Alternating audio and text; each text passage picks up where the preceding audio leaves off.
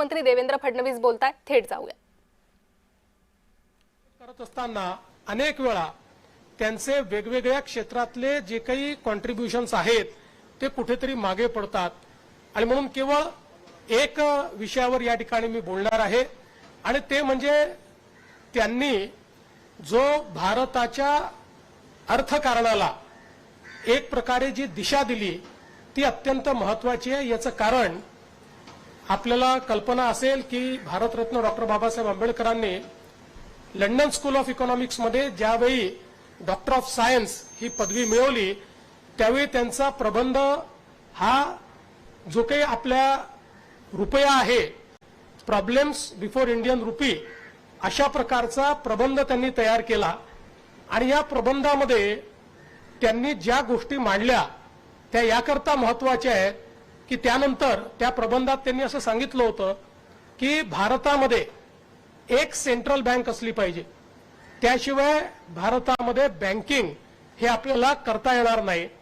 दुसरं त्यांनी सांगितलं होतं की वर्षानुवर्ष आपल्या करन्सीचं म्हणजे चलनाचं सिल्वर स्टँडर्ड आहे ते संपवलं पाहिजे आणि गोल्ड स्टँडर्ड केलं पाहिजे। आणि तिसरं त्यांनी हे सांगितलं होतं की विनिमय दर बघू नका, करन्सीची पर्चेसिंग पॉवर बघा। आणि त्यानंतर ज्यावेळी बँकिंग व्यवस्थेच्या संदर्भात हिल्टन यंग कमिशन तयार झालं आणि ते भारतामध्ये आलं त्यावेळी त्या कमिशन समोर सर्वात विस्तृत साक्ष ही भारतरत्न डॉक्टर बाबासाहेब आंबेडकरांची झाली आणि ती साक्ष झाल्यानंतर हिल्टन यंग यांनी आपल्या अहवालात डॉक्टर बाबासाहेब आंबेडकरांच्या या पुस्तकाचा उल्लेख करून आणि त्यांच्या साक्षीचा उल्लेख करून त्यात हे लिहिलेलं आहे की भारताला एक सेंट्रल बँक ही आवश्यक आहे आणि म्हणून रिझर्व्ह बँक ऑफ इंडियाची स्थापना करा। त्यामुळे ही जी रिझर्व्ह बँक ऑफ इंडिया स्थापित झाली आहे याची मूळ आयडिया ही भारतरत्न डॉक्टर बाबासाहेब आंबेडकरांची होती। दुसरं आपल्याला कल्पना आहे की त्यानंतर भारतामध्येही आणि जगाने त्यांच्या करन्सी करता गोल्ड स्टँडर्ड हे स्वीकारलं, म्हणजे सोन्याचा साठा इक्विव्हॅलंट हा तयार करायचा, हे गोल्ड स्टँडर्ड स्वीकारलं आणि अनेक वर्षापर्यंत ते गोल्ड स्टँडर्ड चाललं, आजही ते चालत आहे। पण आज ते का बरं अत्यंत महत्वाचं आहे? आज ज्यावेळी अमेरिकेसारख्या देशामध्ये एक्सचेंज हे डॉलरवर झाल्यामुळे करन्सीचं गोल्ड बॅकिंग त्यांनी काढून टाकलं, आज पुन्हा एकदा अमेरिकेसारख्या देशालाही वाटतं, चीनसारख्या देशालाही वाटतं की आपली करन्सी गोल्ड बॅकिंगची असली पाहिजे आणि मोठ्या प्रमाणात पुन्हा एकदा गोल्ड स्टँडर्ड करे एका वेगळ्या पद्धतीनं आता अमेरिकाही चालला आहे, चीनही चालला आहे आणि जगभरातली सोन्याची खरेदी आज त्या ठिकाणी चाललेली आहे। याचा अर्थ जे 1923 मध्ये भारतरत्न डॉक्टर बाबासाहेब आंबेडकरांनी सांगितलं होतं ते जगाने स्वीकारलं आणि आज पुन्हा जग ते स्वीकारत आहे।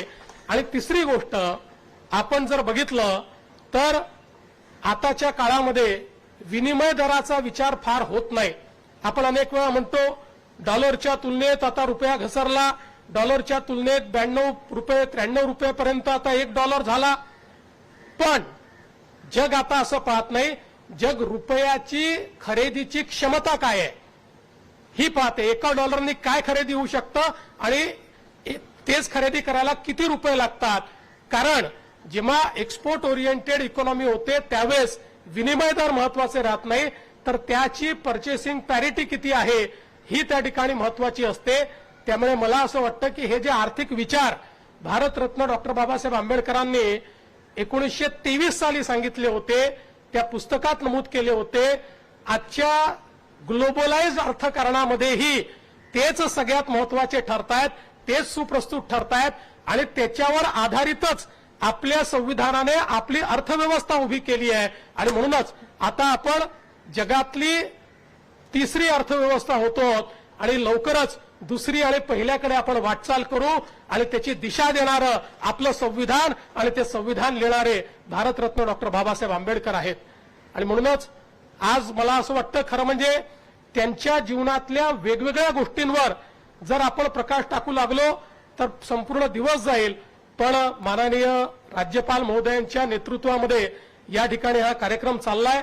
त्यांच्यासमोर अधिक बोलणं हे देखील कुठल्याही शिष्टतेला धरून नाही आणि म्हणून मी पुन्हा एकदा भारतरत्न डॉक्टर बाबासाहेब आंबेडकर यांना अभिवादन करतो आणि आज हा अतिशय सुंदर कार्यक्रम दरवर्षीप्रमाणे महानगरपालिका आयोजित करते. महानगरपालिका खूप चांगल्या व्यवस्था या ठिकाणी करते. राज्य सरकार, पोलीस सगळे सोबत असतात. इथलं प्रदर्शन अतिशय सुंदर असतं. त्यामुळे मी मुंबई महानगरपालिकेचेही, बृहन्मुंबई महानगरपालिकेचेही मनापासून आभार मानतो आणि पुन्हा एकदा माननीय राज्यपाल महोदयांची क्षमा मागून या ठिकाणून जाण्याची त्यांच्याकडनं अनुमती घेतो. धन्यवाद. जय हिंद, जय भीम, जय भारत. सन्माननीय मुख्यमंत्री महोदय नागपूरसाठी रवाना होत आहेत. त्यांना आपण निरोप देऊया. तसंच ॲडव्होकेट आशिष शेलारजी मंत्री माहिती तंत्रज्ञान सांस्कृतिक कार्य हेही रवाना होत आहेत. त्यांनाही आपण रजा देऊया.